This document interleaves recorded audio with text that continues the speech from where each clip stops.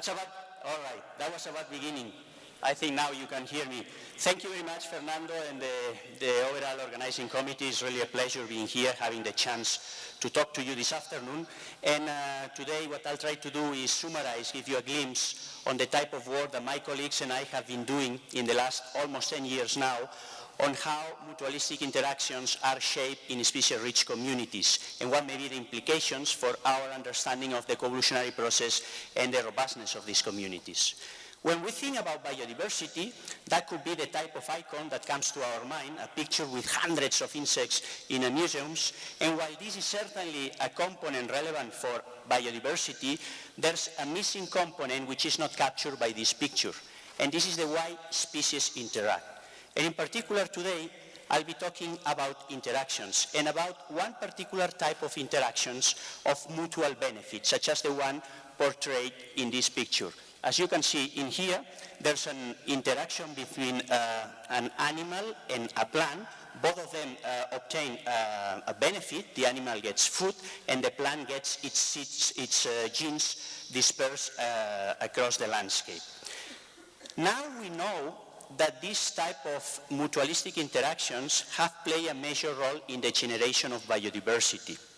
And this is by no means anything new in ecology. As with many other things, Darwin himself started a very rich program of research on these mutualistic interactions. Only 3 years after publishing on the origin of species, he published this book entirely devoted to the way the morphology of orchids and the morphology of the insects that pollinate them seem to be almost perfect to adapt to each other. Since then, there's been lots of papers looking at this type of coevolutionary mutualistic interactions. However, the majority of these papers would represent something like what you have in the picture. They would pick up one insect, for example, and one plant, or one plant and a few insects, and would try to understand, describe the interactions between these sets. However, this type of mutualistic interactions, that may be more the exception than the general rule, because today we know that involve dozens, even hundreds of species. And we knew almost anything about how these mutualistic interactions are shaped in these species-rich communities. And yet, understanding that is important if you want to understand, for example, what would be the consequences of global change on the robustness of these communities.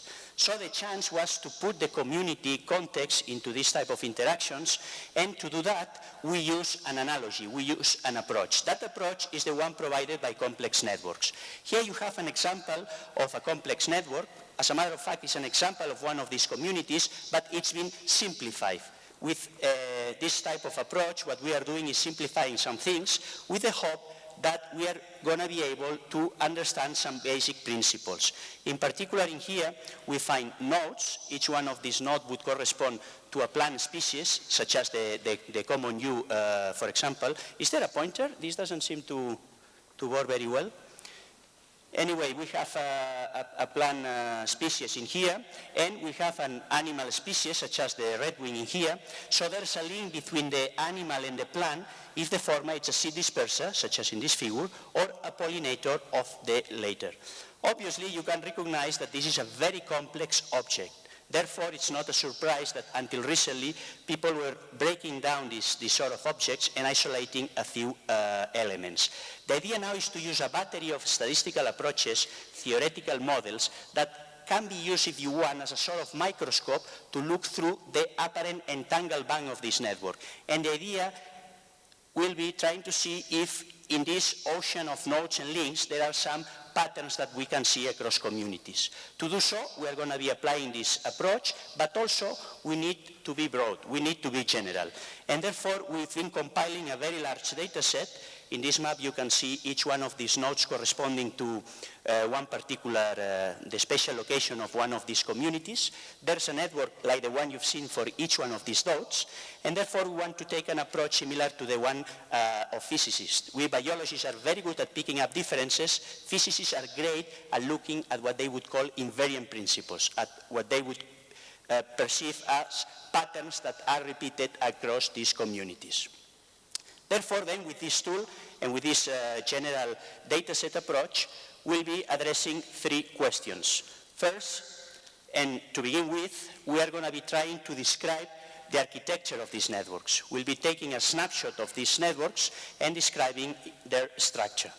Secondly, and more interestingly, at least from the point of view of a biologist, we'll try to see whether there's a relationship between this structure and the robustness of these networks in the face of species extinctions and the size of these networks. That is to say, how many species can these networks support? And finally, we're going to go back to the level of species, and we're trying to see to what extent different species may contribute more or less to these overall network patterns and to this overall robustness of the network. Well, if we talk about the structure of networks, as in the morning has been pointed out in a different context, we'll have to describe a pattern and we'll have to put this pattern in a context, using an appropriate benchmark. In this case, our pattern is a set of interactions, here represented as a matrix. Imagining here we have each plant species as a row, each animal species as a column. So the white square represents an interaction. Plant number 10 and animal number 1 interact. So in this particular case, I'm going to be showing you one property of these networks that relates to the concept of nestedness. This is, again, a concept which is not new. We borrow it from island biogeography. It comes from work that was done in the 80s by Admar, Patterson, Lomolino, and many others when trying to understand, given a set of taxa, for example, birds, how are they distributed across the islands of an archipelago. And here we are assuming that plants are like islands that can harbor a certain number of insect species. So in a nested matrix such as the one here represented, we find that specialists, for example, plant number 10, interact with well-defined subsets of the interactions of the most generalist plant species. That is to say, if we go from the most specialist to the most generalist, we find this interaction contained in this set, which is in turn contained in this set, and so on, such as in Chinese boxes, small boxes, within medium-sized boxes, within larger boxes. That's a way of packing interactions. Given a set of plants, animals, and interactions, we could reorganize these interactions in different ways, as for example, represented here with a randomization of this network. The idea is that we are going to be using a measure that quantifies the tendency of a real matrix, such as the one here described at the bottom of the panel, to be organized such as the one you see on your left-hand side. And we are going to be comparing that pattern with an appropriate randomization scheme, which is going to give us the significance of this network pattern.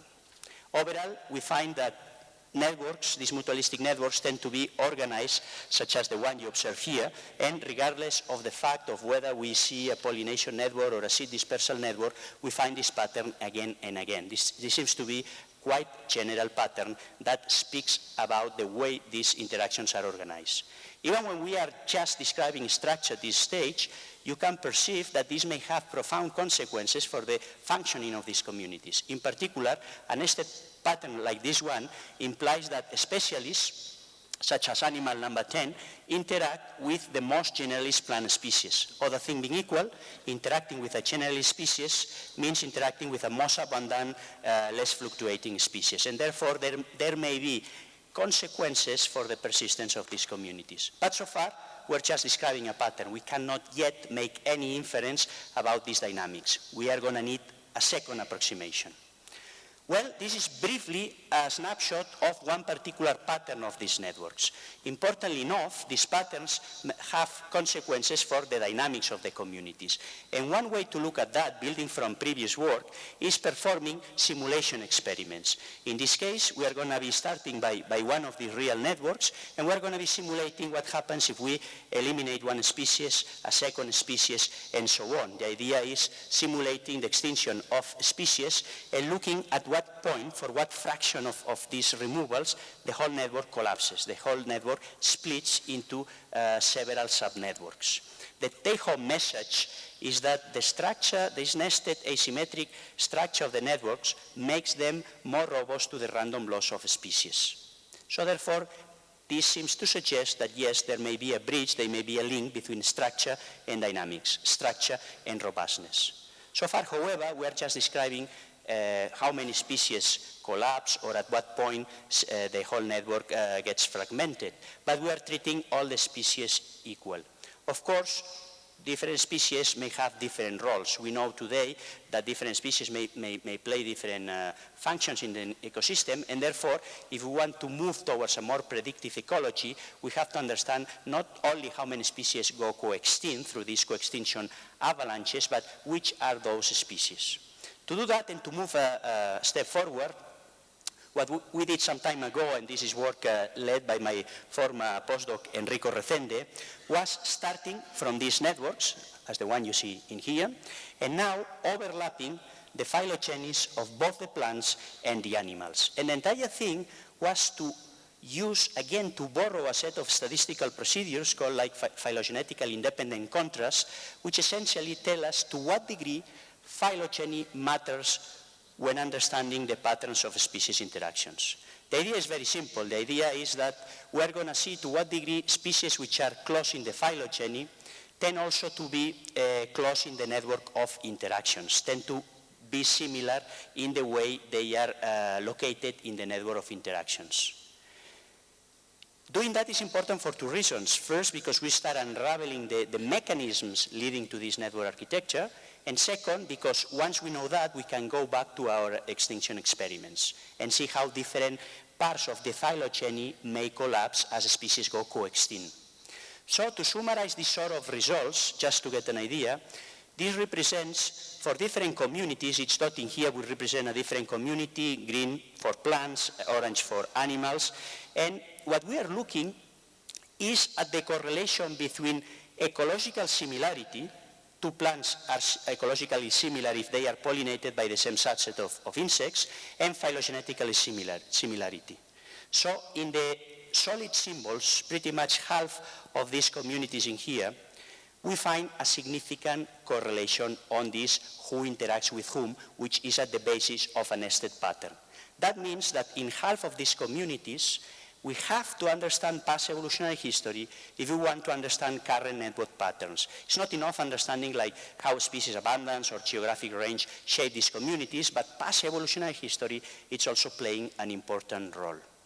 Now, because we know that there is a significant phylogenetic signal, we can go back to our extinction simulations, and let's imagine that we are proceeding, and at some point, by eliminating a species, 10 other species go coextinct. That's what we were looking before. Now, what we can see is how are these species distributed across the phylogeny. If there was no phylogenetic signal, if there was no correlation between the topology of the phylogeny and the topology of the network of interactions, that would be like picking up these species randomly from the phylogeny. But as it is, because we are losing 10 species, it may be like pruning the leaves of that evolutionary tree. So luckily, we are not losing that many evolutionary history. However, that's not what happens, because there's this phylogenetic signal. It means that when several species run out of resources, those species tend to be similar in the phylogeny, because by definition of phylogenetic signal, those species tend to depend on the same resources, tend to interact with the same species. And therefore, what we observe in these real networks is something more similar to this other plot. These species tend to be clustered in the phylogeny. Not only now are we losing, let's say, 10 species, but we may be losing entire branches of the evolutionary tree, which means losing hundreds of millions of evolutionary history. So far then, we've seen that the structure of these networks seems to be relevant for their robustness. Other things being equal, they are more robust to the random extinction of species, but because of that phylogenetic signal, the rate at which we are losing phylogenetic diversity or taxonomic diversity is higher than the one we would observe in the absence of this phylogenetic signal. Therefore, network structure seems to affect network robustness. However, up to now, we are taking a network for granted and looking at its robustness.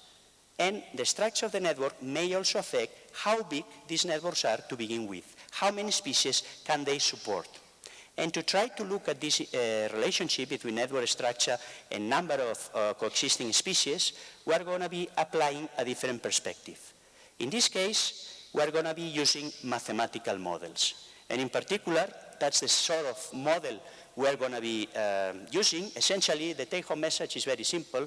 What we are describing is how the number of plant species I changes through time. So that depends on three terms. First, there's a positive term, which is its intrinsic growth rate. I mean, given a set of water, nutrients, and sunlight, some species grow faster than others, right? Second, there's a negative term, which encapsulates the competitive interactions with other plants. Different plants may compete for some of these resources. And finally, there's a positive term that describes the mutualistic interactions. It's positive because, other things being equal, the more pollinators a plant has, the faster it's going to grow up in the population. So that would be the mutualistic interaction. So this is a sort of models that have been studied in ecology for a very long time. Pretty much, like, let's say, starting from the 70s with the influential paper by Bob May on the relationship between stability and complexity in communities. However, the way people used to address these models was using what a physicist would call a mean field approach. A mean field approach would mean assuming that all plants interact with all animals, and that's a trick to find a solution of the model, an analytical solution. Of course, we were not happy with that because we were driven, our motivation was understanding the consequences of network structure. What we wanted is to impose on these models the exact structure of one of these mutualistic networks, essentially which plant interacts with which animal. To solve this sort of more complex model with this real structure, we had to join forces with a group of theoretical physicists led by Ugo Bastola, who are very good at trying to solve these analytical nonlinear equations for a wide range of situations. And the idea, therefore, was to come up with an analytical solution linking structure and coexistence of species. One such solution is the one you can see in here. What this describes is what would be the competitive interaction between species I and species J. That depends on a series of terms which are not relevant in here, but in particular, I want you to notice what we have in this last part of the model. Here would be the number of interactions of plant I, number of interactions of plant J, and sheer number of interactions between both I and J. If you remember, that's exactly the definition of a nested matrix. Other things being equal, imagine, for example, plant yellow and plant orange. In a nested organization, you tend to maximize the number of shared interactions. They are sharing 2 interactions out of 2. And therefore, this term in here would be higher, and because there's a negative term, the competition between these 2 plant species gets lower. We can now generalize that for any given species, not just plant I and plant J, taken from the community, and by writing some algebra, we can write this average interspecific competition term, which is a function of a number coming from the matrix. For the one of you which are more inclined towards theory, this number would be the leading eigenvalue of that matrix. But what is relevant to retain in here is that it's a number that depends on the way these interactions are shaped. And therefore, analytically, we have already this link between the topology of the network and one meaningful property from the point of view of biology, the average competition between 2 any plant species. By writing a little bit more of algebra, we can end up by an equation like this one that describes what is the increase in number of plant species in comparison with a system with only competition, no mutualism, that can be explained by the mutualistic interactions rearranged in that particular way, with that particular network structure. And therefore, this increase in number of species is a function of this average competition term, which in turn is a function of the way these interactions are organized. Other things being equal, mathematically then, one can prove that the higher nestedness, that pattern that we see again and again across these mutualistic networks, the lower the interspecific competition term, and the higher the maximum number of species. That's a mathematical result. To give you like an intuition of why this is so, imagine, for example, again in the cartoon, these 2 plants in here, there's on one hand a negative term identified by the red arrow in here, which is encapsulated by the beta term in the previous equation. This is the explicit competition for, let's say, water, nutrients, or sunlight. But there's also an interaction identified by this green arrow in here, that can vary in sign and strength. And the idea is that there are two opposite forces. On one hand, two plants compete for their common pollinators, that's a negative term, but on the other hand, there may be also facilitation. If a plant is very abundant, its pollinator may be also very abundant, and if it pollinates a second plant, the second plant may benefit from the success of the first one. The idea is that the balance between the positive and the negative effect between the competition and facilitation will depend largely on the way these matrices are organized. And other things being equal, this nested matrix is the one that maximizes facilitation in relation to competition.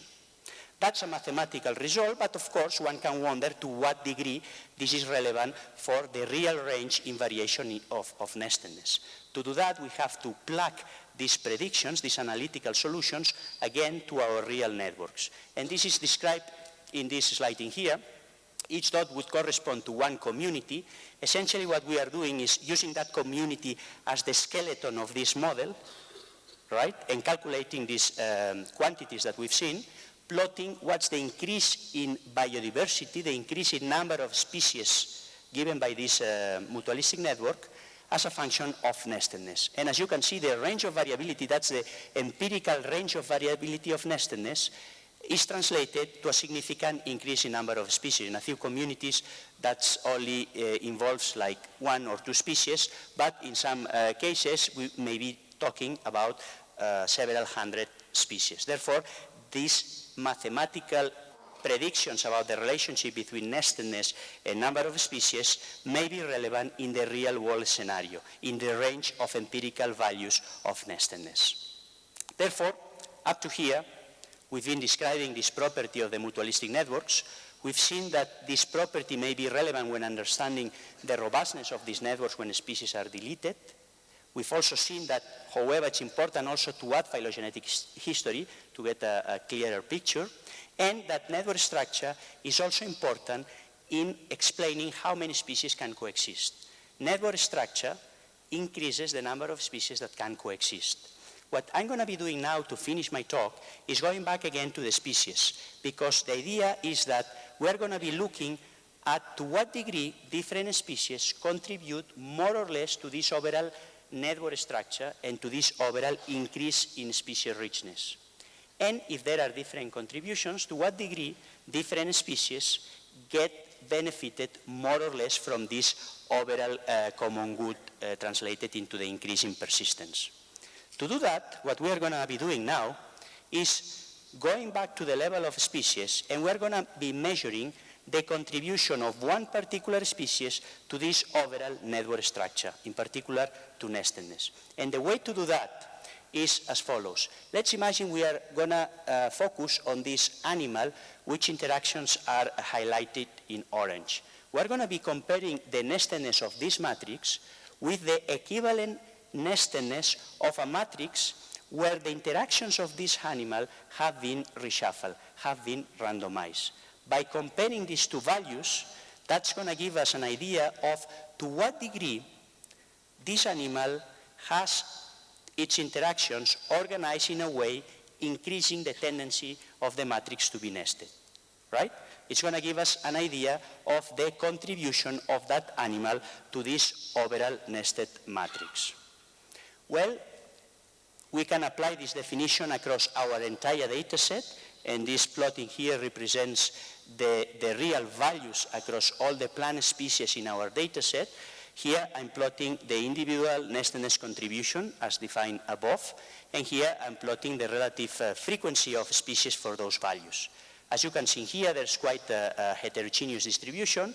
While some species contribute very little to nestedness, a few species on the right of the map have a much stronger contribution.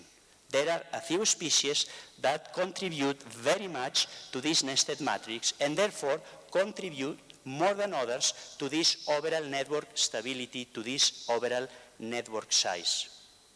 Because of that heterogeneity in the contribution of one species, one can ask next to what degree species that contribute the most get the higher benefit from this overall persistence. If that was the case, we would find a situation with a kind of feedback where the species that play a major role in organizing these networks also get the higher benefit. To look at that, we need again dynamical information. Since we have no dynamics from our real networks, we're going to be looking again at the simulations. In here, what I'm indicating is that we are going to be starting from a given network. We're going to be running our simulation for a certain number of time steps. Through this process, a few species go extinct, as represented here at the bottom of the figure.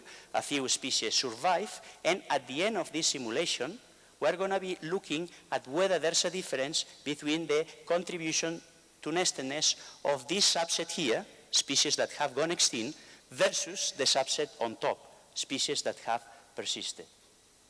The results of that are plotted in the next figure. It's a complicated figure, so I'll try to walk you across it. What I'm plotting here, both for plants and pollinators, would be on the bottom the distribution of values of individual nestedness contribution for the species that have gone extinct. I'm plotting the same value here at the top of the graph, that is to say, the individual nestedness contribution for the species that have survived.